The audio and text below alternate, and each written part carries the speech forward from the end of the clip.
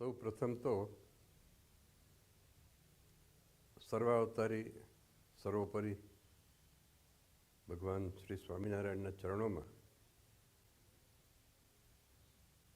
પ્રાર્થના સ વંદન કરીને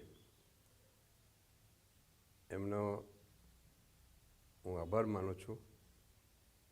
we are very thankful two almighty કે આવો વિચાર આચાર્ય મહારાજને એમણે આપ્યો. સદવિચારના પ્રેરક શ્રીહરિ પોતે જ હોય છે અને એ વિચારને આચાર્ય મહારાજ શ્રીએ ઇમ્પ્લિમેન્ટ કર્યો કે આપણે મંદિરો તો દરેક જગ્યાએ નિર્માણ થતા હોય છે અને અનેક સત્સંગીઓ એનો લાભ લે છે, મોક્ષના ભાગી બને છે. પણ આવું એક સંકુલ તૈયાર કરીએ કે જ્યાં જીવાત્માઓ આવીને એક દિવ્યતાનો અનુભવ કરી શકે છે. આવી મોટી જમીન લઈને અને આ સંકુલનું નિર્માણ કરવાનો વિચાર આચાર્ય મહારાજને આવ્યો. એમને ખરેખર ધન્યવાદ પાઠવું છું. એમની સાથે જે યુવાનો જોડાયેલા છે, આઈએસઓના કાર્યકર્તાઓ છે, એમને પણ ખૂબ ખૂબ ધન્યવાદ આપું છું કે એમના આ વિચારને એમણે સપોર્ટ કર્યો.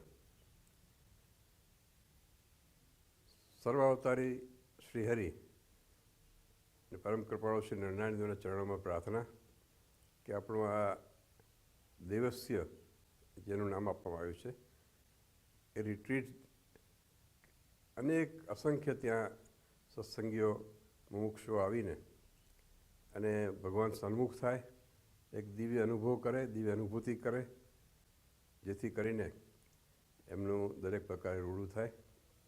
આ આયોજનમાં આઈ વુડ વિશ કે સત્સંગીઝ થ્રુઆઉટ ધ ગ્લોબ, સમગ્ર દુનિયાના સત્સંગીઓએ એમાં દે શુડ કોન્ટ્રીબ્યુટ કે જેથી કરીને આપણો એક યુનિક રિટ્રીટ બને, યુનિક સ્થાન બને અને સર્વાવતારી શ્રીહરિનો આપણા સૌ પર ખૂબ રાજીપો ઉતરે.